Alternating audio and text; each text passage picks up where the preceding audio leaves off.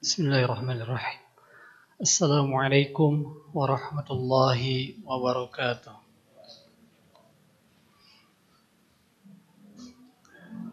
Alhamdulillahi rabbil alamin wal aqibatu lil muttaqin wa la udwana illa 'alal zalimin. Asyhadu an la ilaha illallah wahdahu la syarika lah wa asyhadu anna Muhammadan 'abduhu wa rasuluhu alladzi la nabiyya ba'dah. Allahumma salli wa sallim ala Sayyidina Muhammad wa ala alihi wa sahbihi ajma'in. Allahumma anfa'na bima 'allamtana wa 'allimna ma yanfa'una wa zidna ilman. Amin ya Allah ya rabbal alamin. Bapak dan Ibu, alhamdulillah di siang kali ini kita bisa melanjutkan hanca kaji kita setiap Selasa ba'da zuhur. Ini Bapak Ibu, ba'da zuhur, qabla dahar atau ba'da dahar ini? Ada yang sudah dahar atau belum?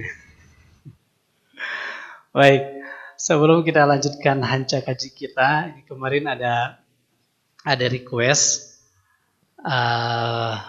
agar dibuka sesi tanya jawab, karena setelah sekian lama kita mengadakan kaji tentang Quran ini hanya searah. Saya menyampaikan kepada Bapak Ibu, dan di antara Bapak Ibu ada yang ingin bertanya namun belum ada kesempatannya. Kemarin diusulkan agar untuk pertemuan sekarang kita buka tanya jawab. Ternyata pengurus DKM sudah menebarkan peluang pertanyaannya, dan sekarang sudah ada 5 pertanyaan ya yang disampaikan oleh jamaah dari masjid di Dustira ini. Kita akan simak Bapak Ibu ya, dan kalau bisa dijawab sekarang, insya Allah dijawab sekarang, dan kalau belum berarti di PR-kan insya Allah ya. Pertanyaan pertama, Assalamualaikum Pak Ustadz. Nah, ini Ustadz ini mah ya, pakai D, Ustadz. Harusnya pakai zal ya, biasanya DZ, Ustadz. Ini Ustadz. Kalau pakai dialek Jawa yang masih bedok, Ustadz jadi Ustadz. Pak Ustadz, izin bertanya, bolehkah kita membaca Al-Quran dalam keadaan sedang melepas hijab tetapi masih punya wudhu? Berarti ini ibu-ibu ya. Contohnya, jika waktu malam hari susah tidur, daripada mikirin yang lain-lain, lalu saya mengambil majmu' dan membacanya. Sekian, terima kasih. Assalamualaikum warahmatullahi wabarakatuh. Waalaikumsalam warahmatullahi wabarakatuh. Ibu Anusarihah ya. Membaca Al-Quran adalah hak segala bangsa ya. Terkait membuka aurat atau tidak, ini sebenarnya terkait ketika kita sedang sholat. Kalau kita sedang sholat, pastikan atau bukan hanya dalam keadaan sholat, ketika kita akan berpotensi terlihat oleh orang lain dan dalam keadaan sholat, maka sebisa mungkin kita tertutup aurat. Lagi sholat tentu semua aurat kita harus tertutup, baik yang bapak-bapak, ibu-ibu. Cuman kalau bapak-bapak kan auratnya lebih sedikit ya, antara udel sampai URT bahasa Indonesianya, dengkul ya. Ya. Namun kan juga ada hal yang perlu kita pertimbangkan. Kira-kira pantas gak kalau kita setiap sholat hanya menutup dari udel sampai dengkul? Sepertinya kurang bagus. Maka ya lengkapi juga pakaian dengan pakaian yang sepantas-pantasnya. Ya. Adapun bagi ibu-ibu, bagi perempuan, maka aurat adalah seluruh tubuhnya, kecuali wajah dan telapak tangannya. Bagi yang pakai niqab pun sebisa mungkin ya dilepas penutup wajahnya. Ya. Ketika tawaf pun juga harus menutup aurat. Ya. Ibu-ibu yang pakai niqab bagaimana kalau ketika tawaf? Ya harus dilepas juga. Atau ada yang mengakali kemarin, tetap pakai penutup cuman gak nempel. Ya salah ya. Pakai niqab cuman yang tidak nempel ke kulitnya. Itu terkait dengan kita sholat, tawaf, atau memang yang berpotensi terlihat sama orang lain. Bapak ibu keluar rumah, bukan bapak ibu ya, ibulah langsung lah. Ibu kalau keluar rumah datang yang mengantarkan paket, lagi kagok-kagoknya biasanya gimana bu?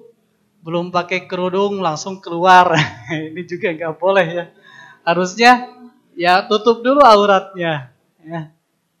Ada juga kadang suka kagok untuk menutup telapak kaki, pakai kaos kaki, nggak dipakai kaos kakinya. Ada kagok cuman ke warung depan aja. Padahal bisa jadi ada ikhwan, ada bapak-bapak, ada laki-laki yang bukan mahramnya melihat aurat ibu sekalian. Ya, ini harus diperhatikan. Bagaimana sekarang kalau kaitannya dengan membaca Al-Quran? Apakah harus tertutup aurat kita? Tentu sebaiknya adalah menutup aurat. Namun ada kondisi tertentu yang kalau memang di sana aman dari penglihatan orang lain, maka tidak apa-apa. Seperti tadi contohnya, akan tidur, daripada susah tidur, mending membaca Al-Quran, ya silakan. Asal pastikan tidak ada yang akan melihat ibu. Ya. Silakan, nggak apa-apa. Ya. Jangan beralasan karena males untuk pakai hijab, sehingga tidak ngambil hijab, kemudian akhirnya tidak membaca Al-Quran. Kan mendingan baca aja, nggak apa-apa. Dan di antara sunnah kita ketika akan tidur kan bukan hanya membaca doa Allahumma bismika amutu wa ahya atau bismika Allahumma ahya wa bismika amut. Kan itu rangkaiannya panjang. Dari mulai baca Al-Fatihah, ya, baca ayat kursi, 2 ayat terakhir Al-Baqarah, bagus lagi tambah dengan Al-Mulk, kemudian Kulhu 3 kali, Falak 3 kali, An-Nas 3 kali. Ini rangkaian bacaan Quran. Ya. Kalau bisa ditutup dulu auratnya mah kalau enggak apa-apa. Ya. Hijabnya dipasang kalau memungkinkan silakan. Bagaimana kalau pas bangun tidur? Bangun tidur kan sunnahnya bukan hanya membaca Alhamdulillahilladzi ahyana ba'dama amatana wa ilaihin nusyur. Itu diantara yang perlu kita lakukan. Namun ada sunnah lain yang perlu kita lakukan juga dalam kondisi kita baru bangun tidur. Rasul kalau bangun tidur setelah membaca yang doa tadi, itu ngucek-ngucek ininya ibu bapak, matanya dikucek-kucek, kemudian berdiri, kalau memungkinkan keluar rumah, ya, atau ya bisa melihat bintang-bintang di luar, silakan. Kalau tidak pun juga lakukan aja di sana. Kemudian membaca akhir-akhir dari surah Ali Imran. A'udzubillahi minasyaitonirrajim. Bismillahirrahmanirrahim. Inna fi khalqis samawati wal ardi wa ikhtilafil laili wan nahari laayatin liulil albab alladzina yadhkuruna Allaha qiyaman wa qu'udan wa 'ala junubihim wa yatafakkaruna fi khalqis samawati wal ardi Rabbana ma khalaqta hadza batila subhanaka faqina adzabannar. Sampai ayat mana? Sampai terakhir surah Ali Imran yang bunyinya ya ayyuhalladzina amanu sabiru wa sabiru wa rabitu wattaqullaha la'allakum tuflihun. Shadaqallahul azim. Udah, itu belum kejamban Bapak Ibu, baru bangun tidur doang udah baca Quran, ya. Jadi intinya ibu yang memang kagok memakai hijabnya, ingin membaca Al-Quran, silakan. Asal tadi dengan syarat tidak ada laki-laki lawan jenis yang bukan mahramnya yang bisa melihat aurat ibu bapak sekalian. Seperti itu, ya. Semoga bermanfaat. Kemudian yang kedua, Pak Ustadz, nah ini benar ya Ustadz. Izin bertanya, Kalau lagi haid, bolehkah melafalkan hafalan Al-Quran tapi tidak memegang dan membaca Al-Qurannya? Sedang haid, jangan lupa untuk terus berzikir kepada Allah. Ya, Uzkurullaha zikran katsira. Senantiasa ingatlah, zikirlah kepada Allah dengan zikir yang banyak. Kalau lagi normal, iya bisa kita lakukan. Bagaimana kalau lagi haid? Tentu itu juga harus dalam keadaan senantiasa zikir kepada Allah. Di antara zikir yang terbaik yang bisa kita lakukan adalah dengan membaca Al-Quran. Ya, membaca Al-Quran kalau pakai mushaf, ya, pakai Quran bentuk mushaf, Qurannya dibuka. Bagi sebagian ulama mengatakan tidak boleh. Ya. Tetapi kalau tidak memegangnya, maka dipersilahkan. Artinya ibu-ibu kalau mau baca Quran dengan tidak memegang mushaf Al-Qurannya, monggo silahkan lakukan baca Qurannya. Bagaimana kalau sekarang tetap memegang mushaf, tapi saya tidak membaca Quran secara murattaban. Apa murattaban itu kayak ngahanca. Ini hanya sedang mengulang-ulang hafalan Quran. Karena ibunya lagi semangat menghafal Quran. Bagaimana dong? Nah, diperbolehkan bagi ibu-ibu yang kegiatan kesehariannya diantaranya adalah menghafal Al-Quran. Ketika haid, silakan pakai mushafnya untuk menghafal dan memurojaah, mengulang-ulang hafalannya. Ya, dipersilahkan. Tapi bukan untuk yang membaca Al-Qur'annya secara murattaban, tersusun ngahanca dari awal, dari Al-Fatihah terus, bukan begitu. Ini malah untuk mengulang-ulang saja boleh, ya. Dan boleh juga lebih aman lagi kalau ibu pakai mushafnya mushaf yang terjemah, boleh juga, ya. Apa namanya tuh ya? Biasanya kan kalau terjemah lebih banyak tuh tulisan teks Latinnya. Ya. Walaupun Quran atau mushaf Al-Quran yang ada pada kita ini sesungguhnya hanya kertas biasa. Hanya kertas biasa, isinya ada tulisan Al-Quran. Karena hebatnya Al-Quran yang punya fungsi mubarak, walaupun kertas biasa, ketika berisi ayat-ayat Al-Quran, maka kertas ini pun menjadi mulia.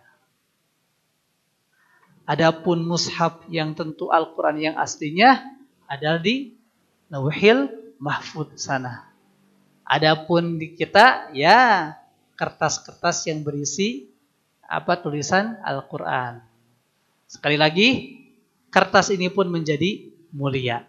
Jangan kemudian kita jadi berlebihan memperlakukan mushaf Al-Quran. Ini mah cuman kertas biasa sehingga diperlakukannya sangat biasa. Saya termasuk yang kurang sepakat kalau ada yang menyimpan mushaf Al-Quran di bawah sejajar dengan kita. Kenapa? Sekertas-kertasnya isinya adalah Al-Quran. Maka kalaupun kita menyimpan mushaf Al-Quran, alangkah baiknya ya lebih ditinggikan lah. Tidak sejajar dengan telapak kaki kita. Begitu, ya.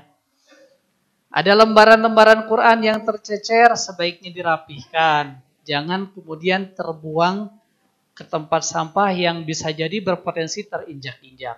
Ya. Kita akan marah kalau ada orang kafir yang membakar Al-Quran secara terang-terangan. Kita pun juga harus memuliakan tulisan Al-Quran yang ada dalam kertas-kertas itu dengan semaksimal mungkin. Begitu, ya. Pertanyaan ketiga. Pak Ustadz, Al-Fatihah itu kan salah satu rukun salat, mohon. Nah, ketika masbuk di rakaat ke-1, saya tidak sempat membaca surah Al-Fatihah karena imam keburu ruku. Nah, apakah itu sudah terhitung ikut berjamaah atau tetap harus ditambah nanti kurangnya? La salata illa bifatihatil kitab. Tidak ada salat kecuali membaca surah Al-Fatihah. Maka dalam rokaat-rokaat kita, kalau kita ikut membaca surah Al-Fatihah, atau bagi sebagian ulama, asal mendengarkan imam membaca Al-Fatihah, maka kita dapat rokaat tersebut. Bagaimana kalau kita tidak sempat membaca Al-Fatihah, atau tidak sempat mendengarkan Al-Fatihah imam? Ya, ini ada dua pendapat ibu bapak ya. Ada yang menggolongkan tidak mendapatkan rokaat tersebut karena tidak mendapatkan Al-Fatihah. Tapi juga ada hadis lain yang menyatakan kita masih dapat rokaat tersebut kalau kita mendapati imam sedang ruku. Imam sedang ruku, kita gabung sholat, dapat rukunya imam, maka dapat rokaat tersebut. Man adraka marruku' faqad adraka marraka'ah. Barang siapa yang mendapati rukunya imam, maka ia mendapatkan rakaat tersebut. Jadi silakan itu dikembalikan kepada Bapak Ibu. Mau yang kekeh Al-Fatihah harus kebaca, kedengar dulu baru dapat rakaatnya, atau ini juga ada berlaku kok sahih. Kita mendapati rukunya imam, maka kita mendapatkan rakaat tersebut, silakan. Ini memang dari ulamanya juga ada yang akhirnya memahaminya dua hal. Sah-sah saja. Silakan yakini salah satunya dan kemudian jalankan.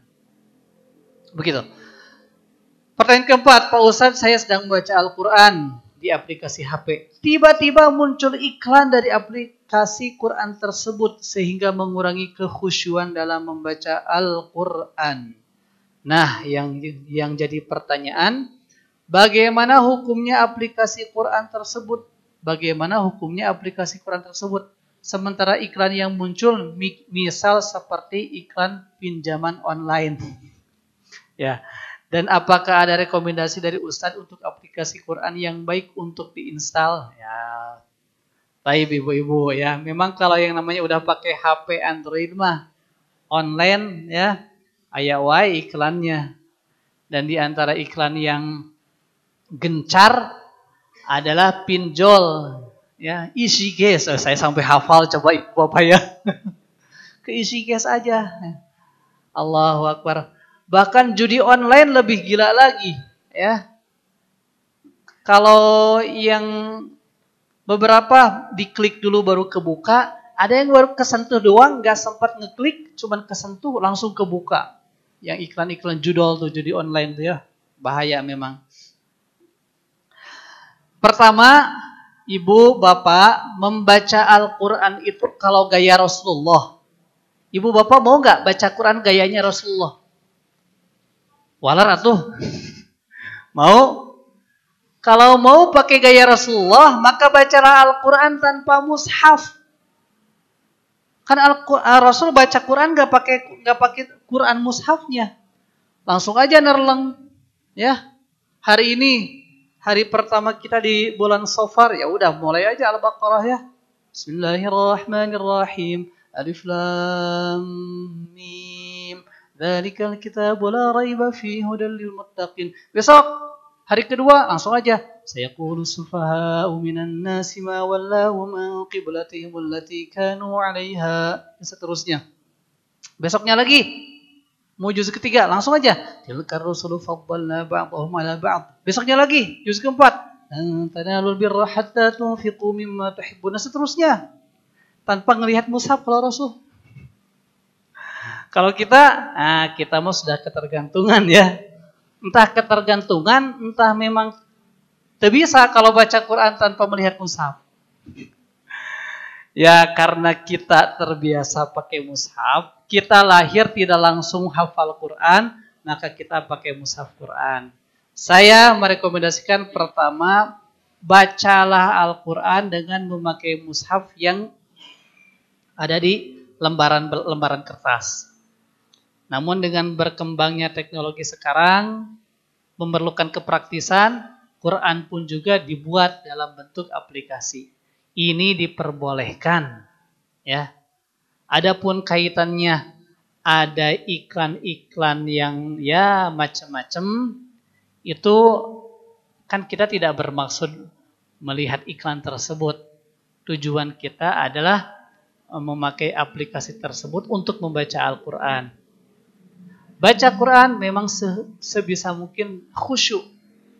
Kalau dengan aplikasi tersebut yang banyak iklannya membuat kita menjadi tidak khusyuk, ya bolehlah uninstall.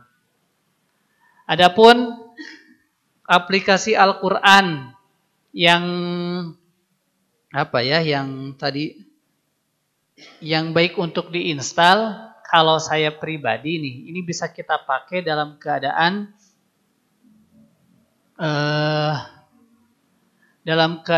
si HP kitanya tidak online, ya. Pakai aplikasi namanya Quran Android. Quran Android.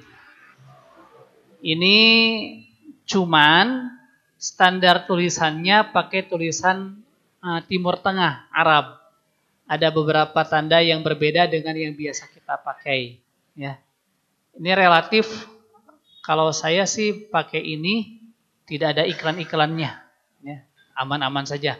Mau online, mau offline tanpa iklan, ya.